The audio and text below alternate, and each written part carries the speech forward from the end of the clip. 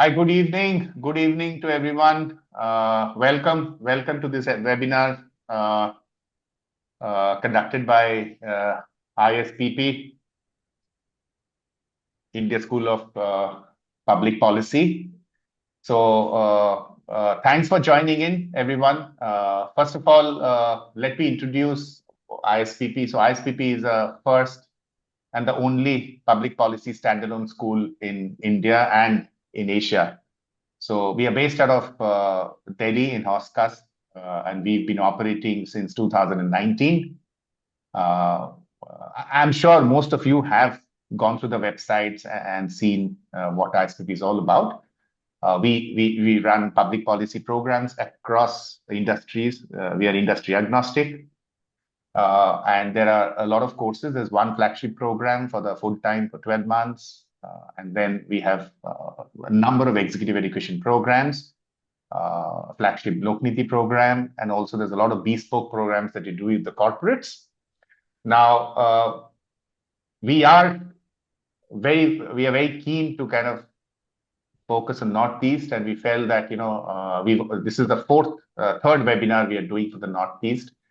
And we feel that it's very important to kind of focus on Northeast, given the many setbacks. A lot of things have happened, but ultimately there's a lot of work to be done in that part of India. And as a public policy institute, we felt that we should take the ownership and also the responsibility for kickstarting something. So this is what we started with varied, diverse people who have spent maybe more than 25, 30 years in Northeast across, varied organizations, in terms of corporates, in terms of government, in terms of army, like what we'll have today in General Shokin. So so that's an initiative that we started, and would love to carry this forward. Now let me come to I am Rana Biswas. I actually manage the executive education and the placements for ISPP. Let me introduce Lieutenant General Shokin here. He's a very highly decorated Director General of Assam Rifle, former Director General of Assam Rifles, and the Chairman of the Ceasefire Monitoring Group. He was commissioned into the 11 Gorkha Rifles in 1979, where he had commanded several key army formations, gaining extensive experience in both counter-insurgency and counter-terrorism operation in Kashmir and the Northeast. He was also the founder member of the Indian Army Public Information Outreach as the director in 2002 and 2002 to 2004, and later as the ADGPI from 2015 to 2016. As the Indian Defense Attaché to Nepal, he played a pivotal role in maintaining a strong Indo-Nepal military relationship during the turbulent times. He's also a very respected scholar and a strategic thinker. He holds a PhD in Indo-Nepal relationships. He authored Bridging Borders, a book on India's strategic relationship with Nepal in the 21st century, and is a frequent speaker at national and international forums. He has contributed significantly to military diplomacy, peace processes, and veteran welfare. He's also a visiting fellow and resource faculty at leading Indian think tanks and universities, and has been awarded Chair of Excellency by both the United Service Institute and the Center of Land Warfare Studies.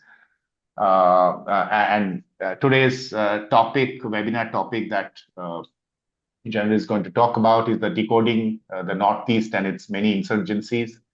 So much awaited webinar. Over to you, sir. Thank you very much for joining in. Thank you, Rana. Thank you. Wonderful to be here with you guys. I am very aware that today is the cricket match between India and England, and many of you would like to see that instead of seeing this. But the Northeast is an important subject. And when Rana asked me to speak on the Northeast and to introduce the Northeast to you, I immediately agreed. And to tell you the truth, I had no clue that the cricket match would be today. But we'll try and do it as quickly as possible. I'll try and explain to you what the Northeast is. And I'll also try and explain to you the many insurgencies that exist in the Northeast. But importantly, when we decided upon this subject, uh, we looked at saying, okay, what do people really know about the Northeast and its origins, the origins of its many tribes, and as many tribes, there are as many insurgencies, and many of you I know want to say, oh, Northeast, either they're fighting there or it's Manipur or somebody is doing something, but there's no real understanding of what the situation really is. So let me try and explain this to you. Uh, I have I have made slides so that you understand because there is a lot of complication as far as the Northeast is concerned, and mere words do not cover the many different hues of the Northeast. But let me try. So the Northeast is actually the Northeast of India. As you can see on the slide, 2.62 lakh square kilometers of the area of our country's landmass, that is 8% of our landmass, but only 3.1% of India's population. So in many ways, the Northeast is fairly sparsely populated. There are just about 40 million people there from very diverse origins, very different tribes, different religions, different beliefs, and almost 220 languages and dialects. That's a lot of differences. And in this small place, 8% of India's landmass. But as you will see, it's not a single place. Uh, I put the Northeast there. On the north is Arunachal Pradesh. South of Arunachal Pradesh is both Assam and Nagaland. And further south is Meghalaya and Manipur. Further south is Tripura and then Mizoram. So that's how the Northeast is placed. And let me just sort of go ahead. So the Northeast, as you can see, is, like I've said, the most important country for India, as far as India's Northeast is concerned, is Myanmar or Burma as we know it. And Burma has had a huge effect on India's Northeast. And the reason is that excavations in Assam, actually Garo Hills, there's been a linkage between the northeast of India and southeast of Asia. And this linkage goes to 1500 BC. That's really a long time ago. So, what is presently Bangladesh, what is presently Myanmar or Burma, Laos, Thailand, Vietnam, our linkages from the northeast go to all these countries. That's an amazing lot of migration that has taken place from both sides. And as you can see, the Garo Hills, and we had the Assamese. They have actually immigrated from there about in 1000 BC. That's almost 2000 years ago, a long time ago. And then you had the movement of Indian traders to Southeast Asia through Burma from the 2nd century BC onwards, as you can see on the slide. Then Buddhism spread from India onto Southeast Asia from the 1st century onwards. All this happened using the landmass of the Northeast. And that's an important aspect that we must keep in place, that the Northeast was always India's bridge to Southeast Asia, uh, both ways. So Buddhism from India spread to Myanmar, Burma, and then spread to Laos, Cambodia, Thailand, and all these countries that are there, where they still follow the same religion. So that's an important aspect. So you can imagine the kind of effect India has had on the rest of Southeast Asia. Hyun Sang, the famous traveler from China, traveled to Kamrup, present day Assam, in 1630 AD. And he described in detail what Kamrup was like. Similarly, we had visits to Northeast India from Upper Burma, Yunnan, by number of different tribes. Ayutthaya, the ancient capital of Thailand, in the 13th century AD, was named after Ayodhya under the influence of the Indian settlers there. Mughals invaded the Ahom kingdom and captured the area till Guwahati, but couldn't go beyond that. And they retreated back to Delhi. So Guwahati was the last point at which the Mughals could come. They were defeated there. They invaded the home kingdom, but they were defeated there and they were sent back. This is in the 16th century AD. The Nagas, the Kukis, Mizos, and the Lushais came from Upper Burma. And Yunnan is the tip of China or Tibet, linking Tibet to Myanmar. That's the point of Yunnan. And the Assamese actually came here in the 17th century, we see. After the British annexation of Burma in 1885, people from Northeast India settled in Burma and vice versa because we became one country. And let me show you how. We had the first, this is a map of the Burmese Empire in 1822, after the Burmese had conquered right up till southern Assam, Golpara, Garo Hills, Khasi. The entire area was under the Burmese Empire. And herein started the first Burmese War. The first Anglo-Burma War took place in 1824 to 26, the second war 1852 to 1853, and the third war in 1885. Why am I explaining this to you? I'm trying to explain to you why there is this effect of Myanmar or Burma on our Northeast. That effect remains even till today. That means the cross migration has taken place both ways. This area was under the Burmese Empire, but then after the Burmese campaign, the Anglo-Burma War of the third war was 1885. The entire area of Burma or the Kingdom of Burma came under the British. This was the entire area that came under the British. It was ruled from Calcutta.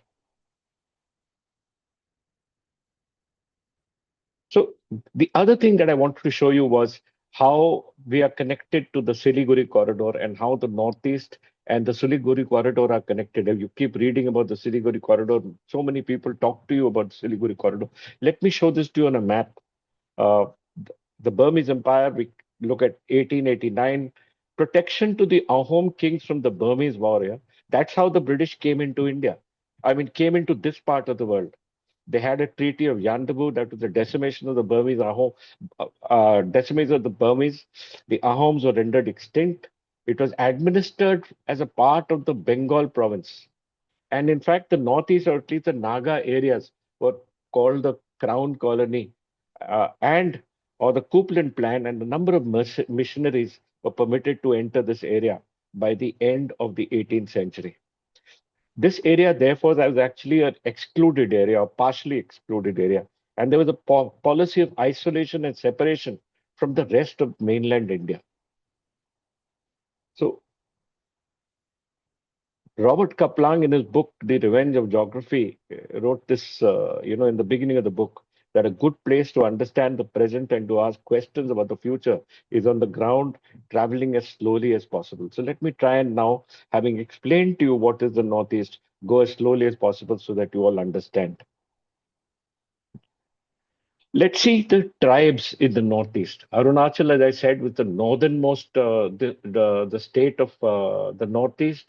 It has the Tangsa tribe, the Wangcho tribe, the Nokte tribe, the Chakmas, Tutsis, the Lishu tribe. There's different colors, different people, different languages is what the mosaic of Arunachal Pradesh is.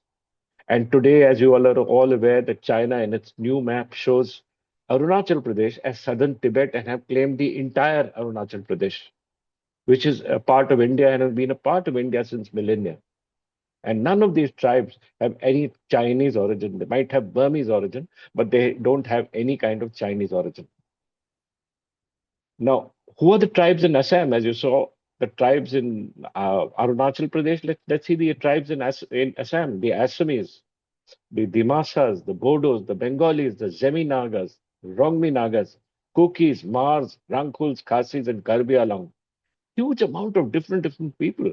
So if you have one kind of language or you have one kind of leaders, political leaders, then the entire area of the Northeast starts getting into fire because it's actually a mosaic of small tribes.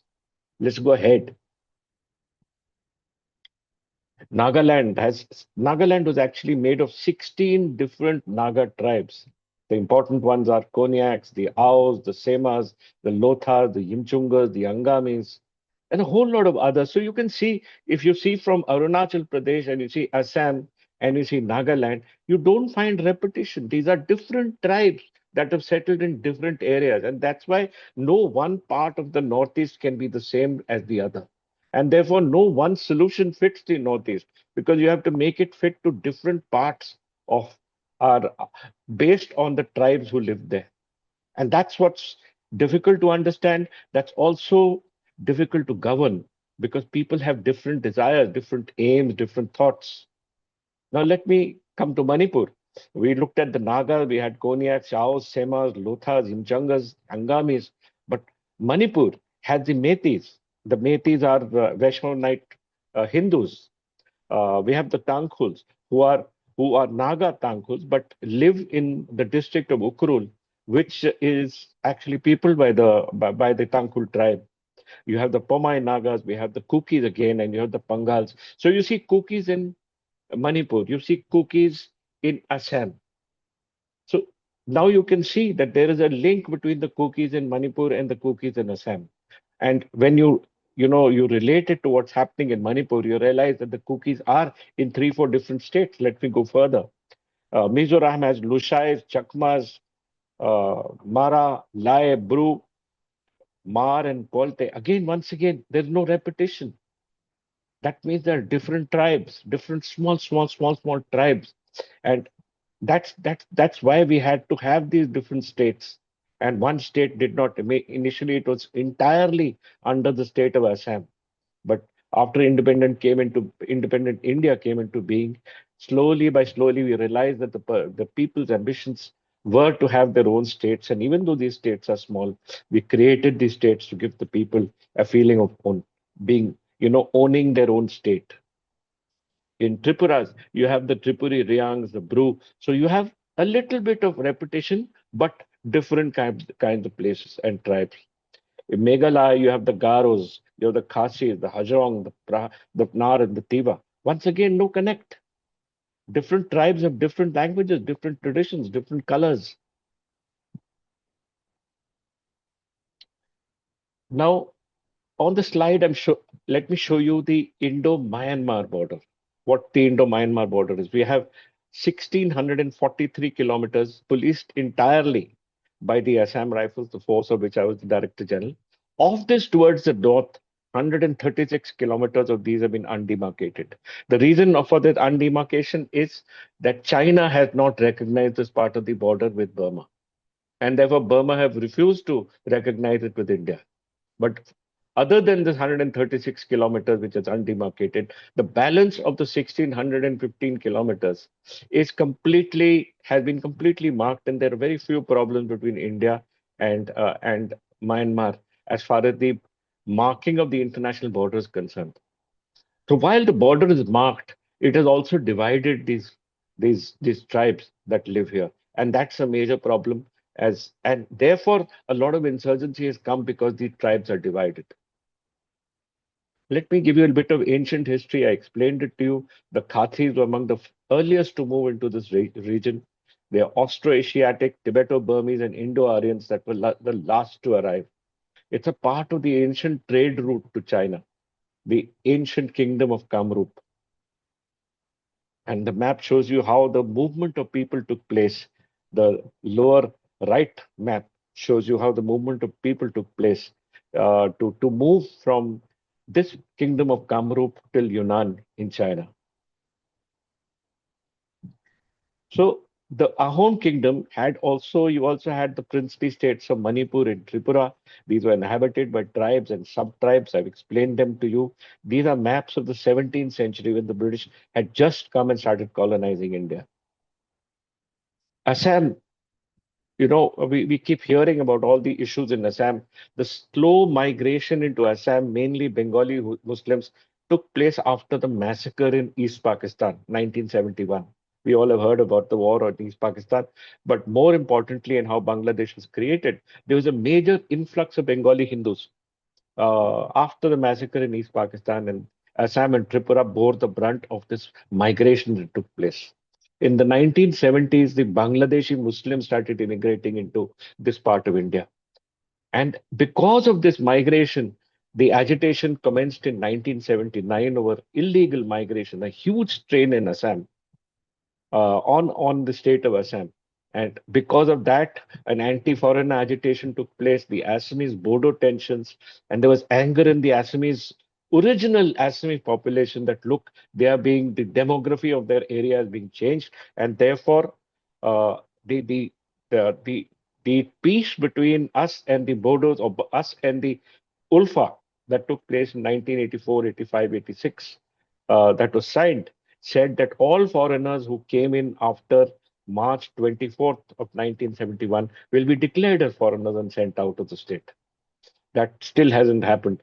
South Assam has the presence of all the tribes of the Northeast, and also has a great amount of insurgency.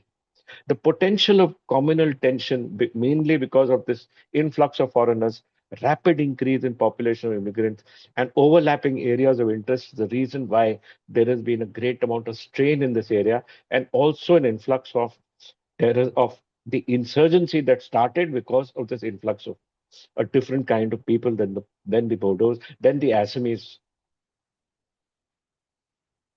Now, let me tell you about Tawang, that is Arunachal Pradesh.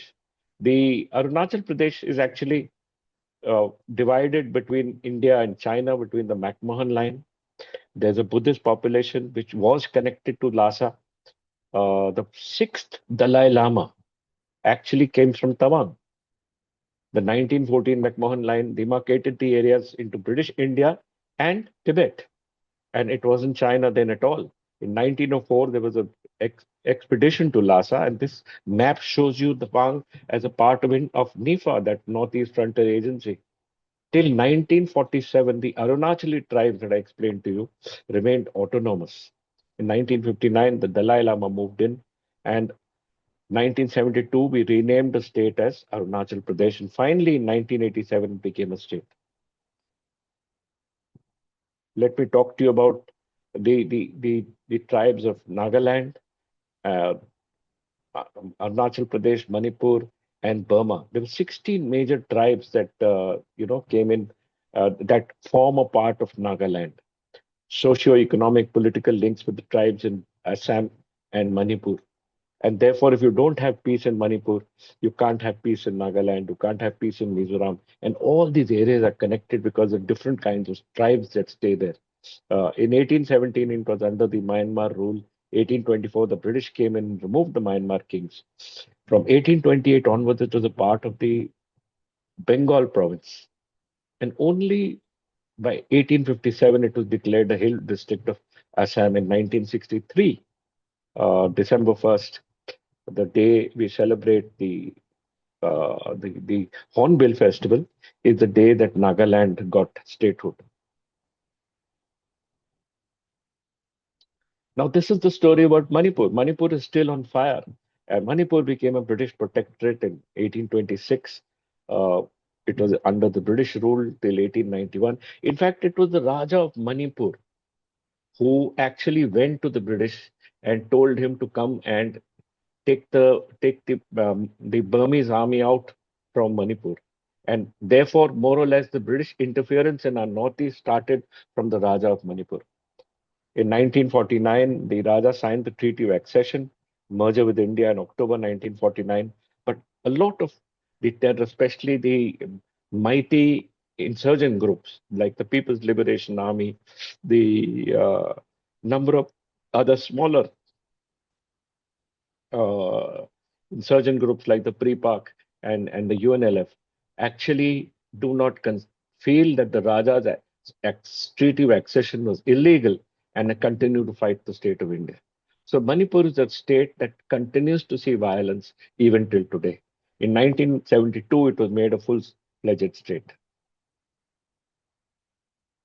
So Arunachal Pradesh is a beautiful place, the remotest part of northeast of India, seven major tribes, raids on, the Lushai, that's Meghalaya. There were punitive military expeditions, the annexation of the Lushai Hills. Uh, It was called the Lushai Hills under the government of Assam till from 1947. But in 1959, there is a very interesting story of how Mizoram came into existence. In 1959, there was the Matum famine. The Matum famine actually happens that periodically rats used to invade the fields of Mizoram. And despite the government of Assam having enough time to react to this, they didn't react. And as a result, there was a widespread famine in Mizoram. The Mizo National Front, which was the insurgent group, MNF, was formed from the Mizo National Famine Front, which led the insurgency against this inaction. In 1972, we made it in Union Territory. In 1986, we had the Shillong Accord, where finally Mizoram became a state. And from 1986 till today, this has been the most successful treaty we have had, bringing an insurgency to an end.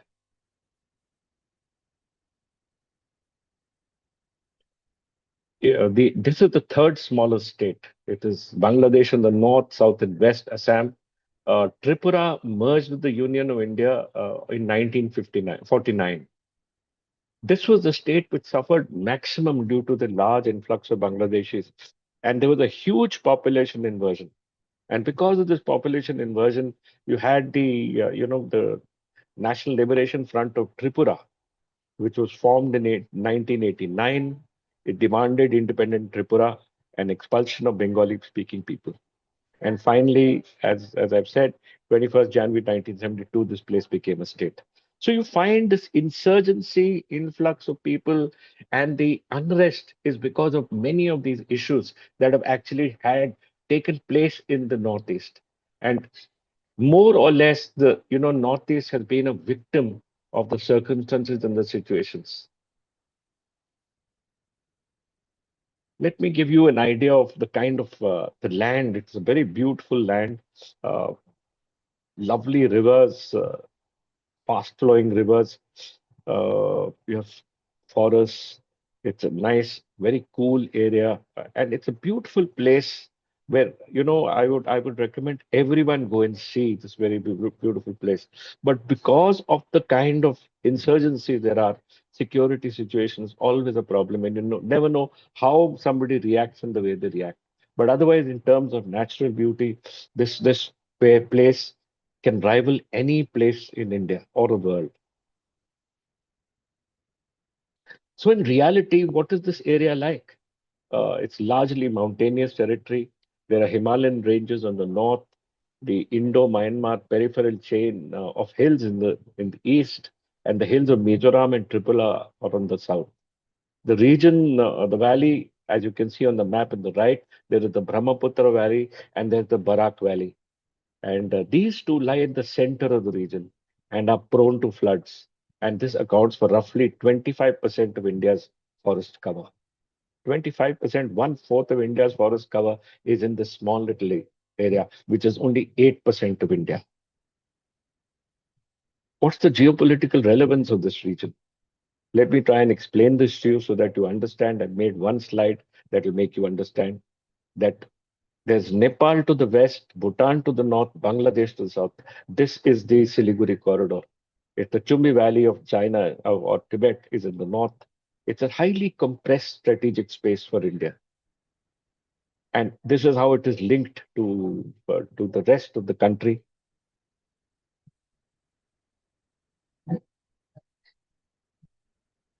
So when you take a bus from Calcutta or Kolkata to Agartala, the distance is 1,526 kilometers. But if you were to take the use the bus to go through Bangladesh, this area reduces to 448 kilometers. That means one-fourth the distance is reduced if Bangladesh and India were actually permit each other to travel through each other's territory. Like in Europe, you're permitted to travel through each other's states and countries. If we had that kind of understanding in Bangladesh, this place, this region would be absolutely fabulous. But unfortunately, we've not been able to have that kind of understanding with each other in the Northeast. So A word about Myanmar. We share, as I've explained to you, historical, ethnic, cultural, and religious ties. 1,643 kilometers with Myanmar. It's the Segang region in the Chin state. Uh, uh, Ahoms, Khamtis, and all these tribes actually moved to the northeast of India from the Shan state of Yunnan and Myanmar. The Shan state is actually the northernmost district or the northernmost state of Burma, which links to Tibet. The Nagas, the Kukis, the Mizos, and the Lushais entered, as I explained to you in the beginning, northeast of India from Myanmar.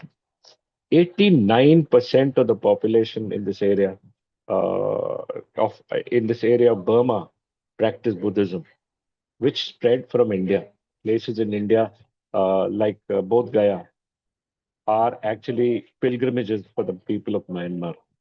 Once again, like the rest of the Northeast, people have different languages, different traditions, different arts, and different culture. But there is a constant cultural relationship between the northeast of India and Myanmar. They're very close, and a lot of tribes have their kith and kin in Myanmar. I remember going to meet the chief minister of Mizoram when there was a lot of talk about the you know the a lot of people moving into Mizoram and Manipur in 2017, 2018, when I was the Director General Assam Rifles. I went to the Chief Minister of Mizoram and I said, sir, there are a lot of people that are being allowed to come into your state from the Chin state. And he told me, he said, General, the Chins are my brothers. Our sacred forests are there, our sacred land is there. I cannot stop my people from coming in. And that is the complexity of the Northeast. That while one tribe might have its home in India, it also looks at Myanmar as the keeper of its sacred forests or its sacred stones, and also has a lot of kith and skin there. So these are the reasons why you can never really stop the people of Mizoram and the people of the Chin state that is in Myanmar from interacting with each other, and why the fence will never be successful between India and Mizoram. So these are the groups as I've explained to you. Let me come back to the main issues that I've explained to you what the Northeast is. Let me try and tell you about why the insurgency is spread, and you will get an idea about the insurgency because my lecture was actually introducing the Northeast to you and then introducing the various insurgencies. So the main issue of an insurgency, the center of gravity of any insurgency, are the people. The people are at the center of why an insurgency starts. So the first circle that comes up is that of the people. The next is the causes. Why do these people, which are in the center of this slide, actually move towards fighting the state? And let us see these causes. I put them in the second circle, which is economic deprivation, communal diversity, clash of values, regional differences, intolerance, fundamentalism, religious extremism, economic disparity, separatist and political aspirations, external support, Myanmar and China, adversaries fostering discontent, corruption, huge amount of corruption, injustice, mismanagement, lack of governance, and lack of recognition. So these are the reasons why these people, which are in the center of of gravity within this northeastern area, actually move towards insurgency. There are demands for independence. There is alienation of tribes. There's accession. There's safeguarding of interests. There's a historical legacy. Like I said, it was a crown colony. People were not allowed to mix. And suddenly, after the British moved, the whole area became open. And because of this isolation, there was a great amount of lack of development. The British policies actually kept these people away. So, this demographic aggression that took place with the illegal migration and the demographic inversion is also one of the reasons why a very peaceful set of people moved into insurgency. The culture of isolation in its own land, with solidarity between the tribes across in Myanmar. a great deal of economic backwardness. I'm sure Colonel Christopher Rigo would have explained to you how we're trying, as a part of the Sunbird Trust, to try and improve the situation there. But there is lack of development. Even Louis would tell you how difficult it is in the Northeast for education, for medical. There is absolute unemployment and shortage of essential commodities. And geopolitics in the center of many disputes. There's a border dispute. China claims the entire southern state of Myanmar, of Arunachal Pradesh, and calls it Southern Tibet. So there's always going to be a border dispute between us and China. And the Chinese attempts to destabilize, and of course, if China is doing this, the ISI of Pakistan can't be far away, feeding the northeastern insurgents, giving them weapons, giving them causes, giving them reasons, is the reason why this insurgency continues. So at the center, like I said, are the people in the next circle. It are the reasons why these people have gone to insurgency. And then the next line is which are the groups in the green, this thing, which are the groups that have gone towards this insurgency. You have the NSCN, you have in Assam, you have the NSCN Isaac Muiwa group, the NSCN Reformation, the Ziliang United Front, you have the HPC, UPLF, you have the Bodos, you have the Ahoms. Almost all different tribes have their own smaller tribal insurgent group that may connect with each other or may not. But the main problem is that they are insurgents and we have to bring about peace there. Manipur has, as I was explaining to you, the UNLF, the PLA, the ZUF, which is also in Assam, are also in Manipur. The Pre-Pak, the Kangla Pak, the KYKL, and the PULF. So every tribe has a different insurgent group. Every insurgent group has a problem, and they've all got arms which are easily available from Myanmar. In Nagaland, you have the NSCN IM, the NSCN Kaplang group, which is now the NSCN Kango group. You have the NSCN Khitobi group and the NSCN Reformation group. Once again, 4 or 5 insurgent groups fighting with each, a couple of tribes belonging to each one of these insurgent groups. You Tripura, you have the NLFT, the ATTF, the BNS, BNCT. Mizoram, you have the HPC and the BRO. And the MNF, but MNF has now totally become, the Mizo National Front have become political party and are the ruling political party in this area. So the reasons for this insurgency are actually these. And let me tell you the kind of weapons there are. The NSC and IM, the present lot might tell you that 2,500 to 3,000 is strength. I would put the strength to a little more now, 4,000 to 5,000 strength, and approximately the same number of weapons. So if you have an insurgent group which has 5,000 weapons, that's a lot of weapons in this area. And these weapons are, rifles. It's got the latest weapons because they're buying it after the extortion in this area. So you can just see these different groups have different aims, different ambitions. But the main problem is the fact that they have weapons with them and they have an illegal armed cadre there. So while intent can change, the capabilities that are there allow the intent to change very quickly. And that is something that we are always very worried about. The NSC and IM, like I explained to you, the Nagas are led by the Tangkhuls. Tangkhuls belong to the Manipur state of Ukhrul, and the Semas which belong to the area of Dimapur, which claim the sovereign state of Nagaland. What they say is the sovereign Naga state. And Nagaland is actually a greater Nagaland where all the Naga tribes stay. They say we want to unify all the Naga tribes. I was the chairman of the ceasefire monitoring group in Nagaland, and I remember getting self-styled General Kango over after the NSCN group, the NSCN K group broke up, and I asked Kango, I said, uh, when are you going to stop fighting? And what he told me was that when my people are united. But his people, the Naga people, the Konyaks, are actually both in Nagaland. They are in Burma, and there's an international border between them. So will this insurgency continue forever? Is something that worries us all the time as to when can we end this situation and when can we have peace in this area. This is the state of what the map they've given us when we were discussing with them that let's bring peace. This is the map that they gave us that of Greater Nagaland. This is the timeline of the Naga conflict. Let me take you back to 1881. The British colonizers annexed the Naga Hills in 1881. In 1918, after the First World War, where the British had used the Nagas as the labor corps, these people came back to Nagaland and established what they called the Naga Club.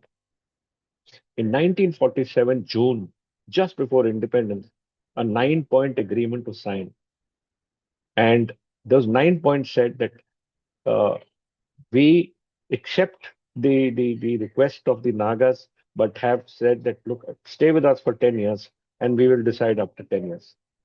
However, by August of 1947, just before the independence, one day before independence, the Naga National Council, the NNC, declared independence on the 14th of August. And that map is in the museum in Kohima.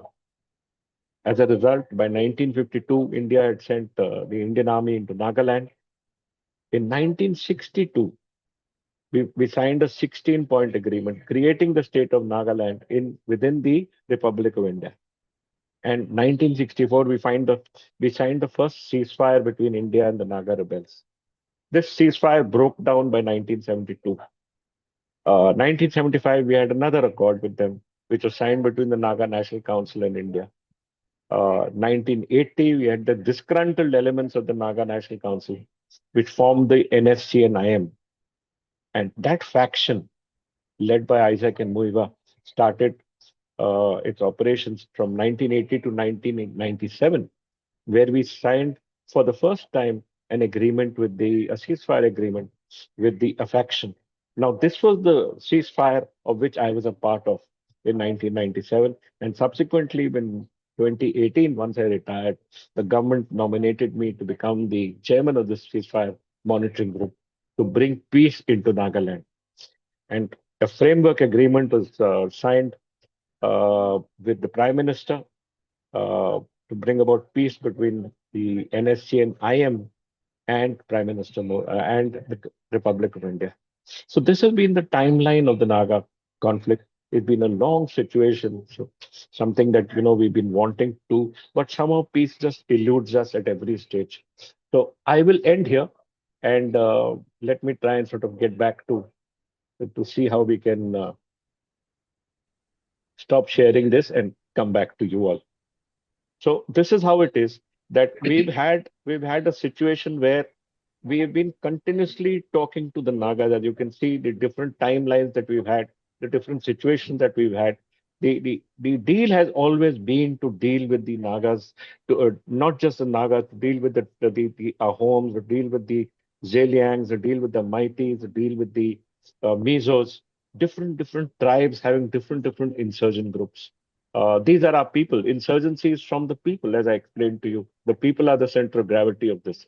So the people, when they rise up, have a cause, and the various different causes are what we have to keep trying to solve. And as Colonel Rego must have explained to you, that the more we go inside, the more we bring them up, the more we develop them, the more industry we get there, the more employment we get there, the better off we'll be, because we'll be able to wean the armed cadre, which is a part of these insurgent groups, away by giving them employment. Employment, education, lack of jobs, lack of opportunity are actually the reasons why the insurgencies in these areas still exist. Over to you, Rana. Thank you, sir. Thank you so much for your insights. I think it's very helpful, to see what is Northeast. I think a lot of people doesn't understand what essentially is Northeast and how this pans out, and it's just beautifully explained. We would And love that to is why have I had so many yes, slides. The yes, reason being that, yes. without these pictures and without these people, you're not able to fully explain why, without the map, you will not understand what the situation is. But what we really require, Rana, is this understanding amongst our people, our political class, our administrators, to understand that the Northeast is not one answer. It's not one people. There are different people, different tribes, each tribe having its own insurgency because there's a reason for that tribe to get into that insurgency. And unless we Exactly. understand that these are mosaics of insurgencies, which we have to sort out, like, you peel an onion, you have to sort out each insurgency separately. And that's the important thing that we must go home with. You're a school of public policy. Policy has to be framed on the people. And the people Absolutely. in Delhi do not understand that part. During Absolutely. my time as Absolutely. the chairman of the ceasefire group, I made it a point and made it the first words that the Naga group told me, the dominant Naga group, that is the NSC and IM, their chief came and met me and he said, we hate Indian Army generals. And the second thing was that we don't trust the government of India. We have been discussing with the government of India for 70 plus years, and we have reached nowhere with them. How long will the discussion take place? So in their minds also, there is a feeling that, look, no matter what we do, it's not going to change. Absolutely. And Sir, there are these, we have yeah, a there are couple of these, questions. I think we yeah, should yeah, by all means, move forward the questions. by all So means, I yeah, will yeah. send. I just read out the questions, and probably you can take a minute to be brief and answer them. So the first question is from Louis. Thanks for a very interesting session. One big learning was the people have linkages with the people of Myanmar and not China. Can you also talk about the reason why tribes sometimes fight so much against each other? So, these were basic issues. These tribes have hundreds of years of animosity between them. They don't share land. Nagaland, you have 16 tribes. They have different regions, different places. And in Nagaland, the tribe owns the land. The village owns the land.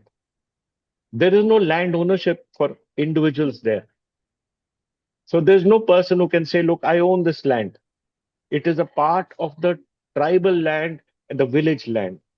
So the problem between tribes, which is hundreds of years old, came through the sharing of the forest, came through the sharing of natural resources, came through the sharing of food, came through those aspects of animosity. So each tribe has different regions and different reason for lack of trust, which you have to understand so that you get them to the table to sit together with each other. Right. The next question is from Yashashwini Tiwari. Sir, to what extent do you think prolonged counter-insurgency deployment risks creating a substitution effect where military informally fills in governance vacuums in this frontier region? So, what is So your take on this? I totally agree with young Tiwari. I totally agree. You cannot carry out counter-insurgency operations forever. The whole idea of the armed forces being involved in counter-insurgency was to bring them to the table, was to deactivate or reduce the capability of the armed cadre and to bring them to the table so that the politicians could take over and finish this insurgency once and for all. And there was a give and take that was needed to be done. Now, from 58 onwards, so 52 onward, when we reached there, and we started active insurgency in 56, 57, 58, and this continued, you have to understand that every time we brought them to peace, and I showed you the timelines 1962, 66, 67, 76, 86, you brought them to the table. But at the end of it, it would be sabotaged by maybe local politicians or whatever the situation and go back again into a default situation of war. So it's not good. It's not good. It's not good for the armed forces that we should be in a prolonged counterinsurgency within our own country. It's certainly not good for the people because no kind of development takes place. It's certainly not good for the development that is going to take place there because no industry will ever put its foot there if there is a problem of security. There's no question of anyone actually investing there. So it's not a Okay. good scene at all. And we need to be aware, the government needs to be aware that we need to stop this. We need to stop the armed forces operating inside. We need to get normalcy back.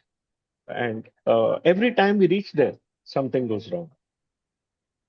The next question is from David Pinto. So he says that while most Indian states were divided based on languages in 1956 and later, what was the initial logic in the division of the states across the Northeast, which has created states like Manipur with three communities having 20% or more of the population to exist? That is Meitei, Kuki, and Nagas. So what was this rationale and logic that? So what we tried when when the British gave it, I mean, when the British left India, you had this large area which we called the Northeastern Frontier Agency, and you had Naga Hills, and you had the state of Assam. So from that point onwards, when the Assam Rifles, it's almost a 200-year force now. 1824, it was created, and since then we've been continuing into the situation. The issue was that what we tried to do was, like for example, the state of Mizoram. Largely, the dominant tribe are the Mizos. So because they were the dominant tribe, that area of the Lushai Hills, which I explained to you, became the state of Mizoram. And as why it became, I explained it to you that the Motam famine took place. The government of Assam did nothing to prevent the Motam famine. And after that, the Mizo National Famine Front became the Mizo National Front and then carried out insurgency against India. So the state of Mizoram was created. The state of Meghalaya was created. Similarly, the state of Manipur was the state, the kingdom of Manipur. The king had abdicated in favor of the Republic of India. So that state of Manipur remained the way it was. The Nagas, the Nagaland state of Nagaland came because of the 16 large Naga tribes that lived there. So we divided that area like this. Arunachal Pradesh, of course, occupied was old NIFA, Northeastern Frontier Agency, and that place became Arunachal Pradesh. The state of Tripura existed before as a kingdom, which abdicated in favor of the Republic of India. So you had only these three places actually. You had the state of Assam, that was the Ahom Empire. You had the kingdom of Manipur, and you had the kingdom of Tripura. The balance of the states was created based on the dominant tribes. Right. There is another question. What do you think is the current? This is a question in the current terms. What do you think is the current mindset in Delhi? Is there enough interest to resolve the issue with the understanding it needs? This is for Arindam Chaudhary. So, Arindam, it would be difficult for me as a soldier to talk about Delhi. The reason being that I'm not decoding Delhi anymore. After I resigned from the chairman of the ceasefire monitoring group in 2021, I decided that I would not decode Delhi or its requirements. But I have definitely found personally that there is a lack of understanding. They are putting, they want to put the states of the Northeast into one small, neat package, which is not happening. They created the Northeastern Council, which was created by the previous government, the government of Prime Minister Nehru. But it has not been able to carry out or bring about any kind of, development in the area. Yes, roads have been made, a lot of things have changed, but a lot of things need to be done. And those have not been done either by the governments themselves or by the states themselves or by the Northeastern Council or presently the Ministry of Donor, that was the ministry involved for the development of the Northeastern region. I'll take another couple of questions. It's already it's 3 minutes. Which policies have been ineffective? Which has been effective in Northeast in bringing about cohesiveness and change, especially in the last 10 years? So essentially, I mean, there is something which has worked for the last 10 to 15 years. So what are your take on this, or what is your kind of take that what are the couple of policies or factors which actually was instrumental in bringing some method to this madness, for a want of a better word? Rana, I would go back to our, not 10, 15 years. I would go back to 1975, uh, where we had the Accord, the Shillong Accord, where we accepted the region's requirements for different accords with different tribes. So 1975, we had an accord to deal with the Nagas, uh, which unfortunately was broken. We then had the accord to deal with Mizoram and the creation of the state of Mizoram in 1986. Now, Mizoram has remained the only positive accord that is actually being followed, and Mizoram has remained at peace from 1986. And it was a very difficult insurgency, Rana, that we fought and we brought the people back. And today, Mizoram is a state that's doing really well as far as many indicators are concerned. The creation of the state of Nagaland in 62 was also a very good step. The creation of the state of Tripura was a very good step. The Assam Accord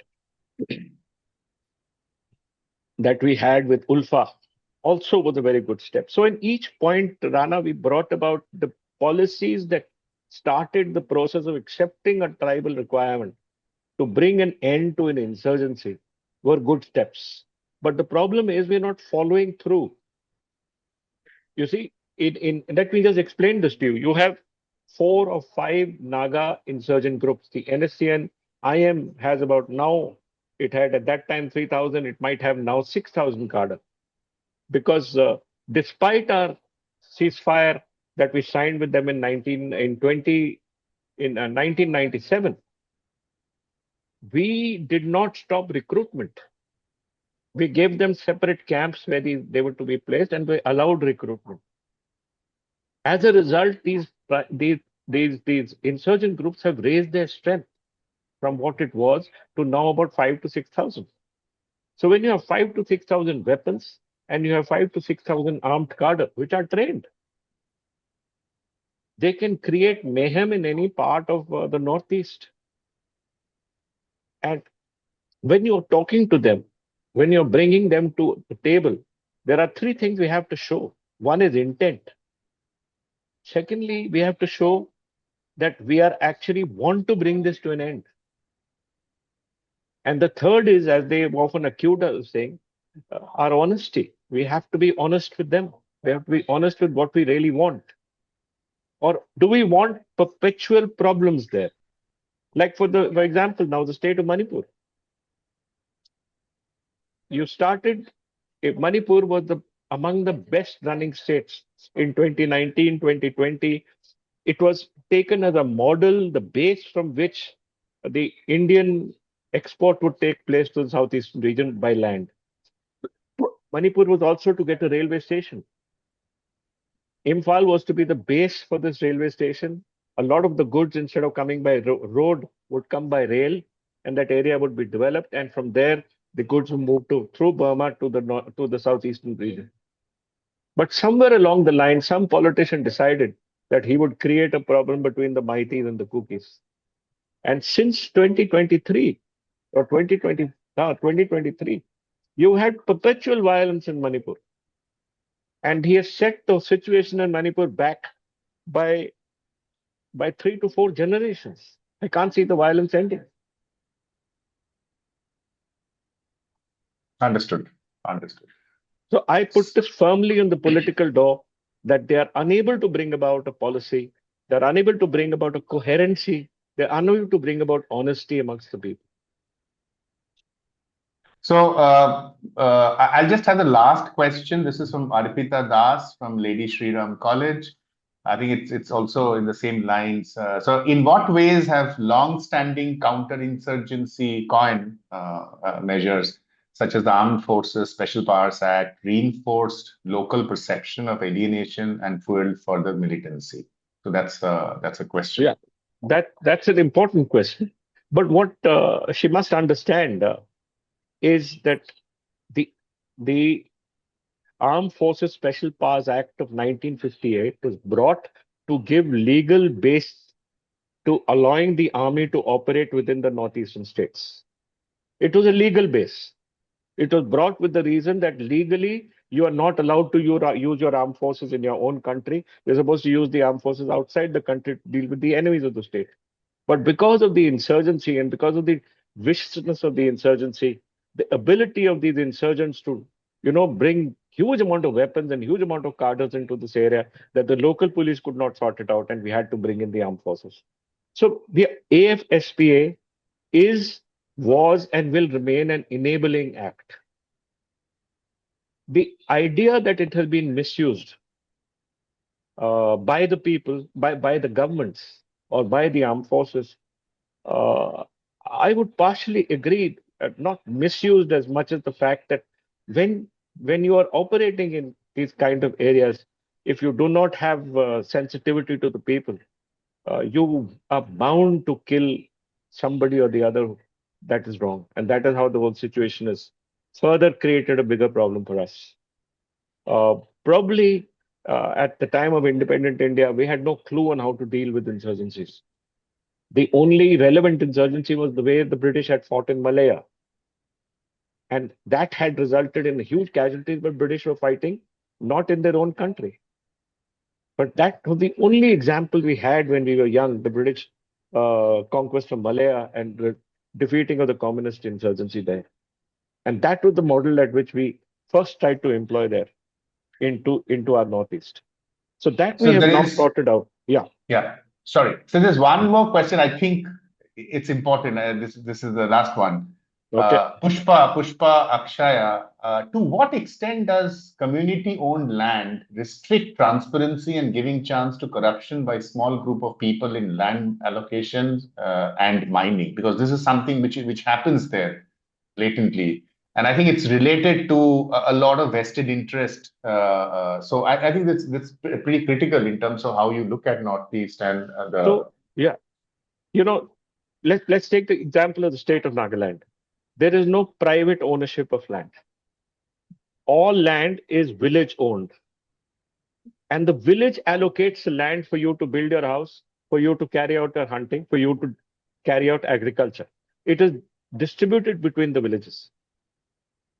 Now, if the land is owned by the village and the village is controlled by a headman who may or may not be hereditary, the idea is that people in that village coexist with each other with a sense of equality. There is no rich guy, there is no poor guy. I'll give you an example. If you have a house in a village and it is unoccupied, that house can be given to a person who doesn't have a house. There are no beggars in the Northeast. There are no poverty stricken people in the Northeast. They're looked after by the village. So, in many ways, this village republic is a utopian system, but it doesn't work in a society like ours, where there will be rich and powerful people, and there will be poor and weak people. And that is how this problem has come in between. Now, what you're talking about is the issue between the Kukis and the Maitis. The Maitis own the valley because the Maitis, which are 60% of Manipur, stay in the valley. The valley is actually a 20-kilometer square area. So there's a denseness of population of the Maitis in the valley. So the Kukis and the Nagas of Manipur settled in the hills. Those were the ancient homelands. And the Maitis were not permitted to buy land there or acquire land there because it was owned by the village. So when this particular chief minister started looking outward and started increasing that size, the weakest people he could find were the Kukis. So he started targeting the Kukis first in the valley, threw them all out, forced them to go inside, and then thought he would use the state or the power of the state to move outward to control more land.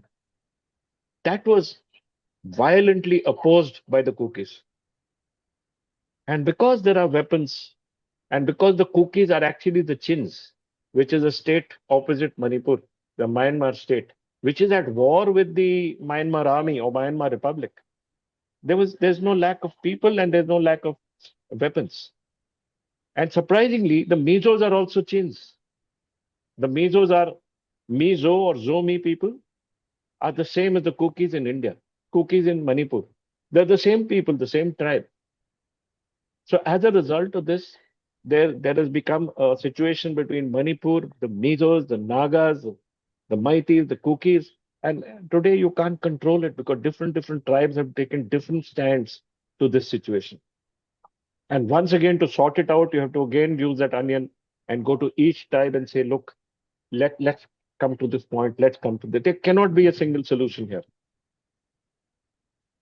Understood, sir. So thank you so much, General Shokin. I think this was a really insightful session, giving a broad perspective and also the problems. And thank you everyone for joining in. I know it's 8 minutes past 8, and I really don't know about the match. I don't keep a track nowadays. So thank you once again.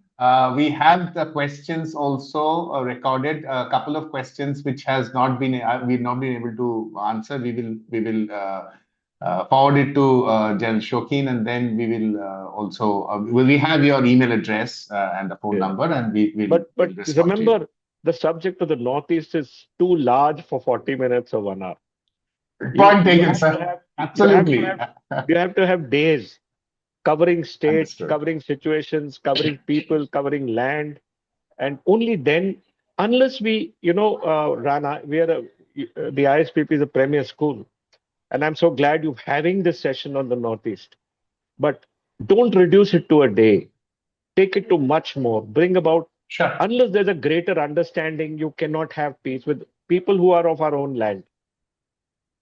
So that's an important issue I would leave you to, that have this is a great thing to start with.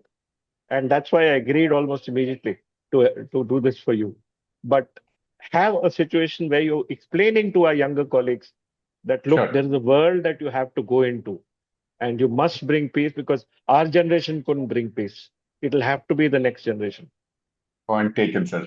Absolutely. Thank you so much. Thank you so much once again. Thank you everyone for joining in.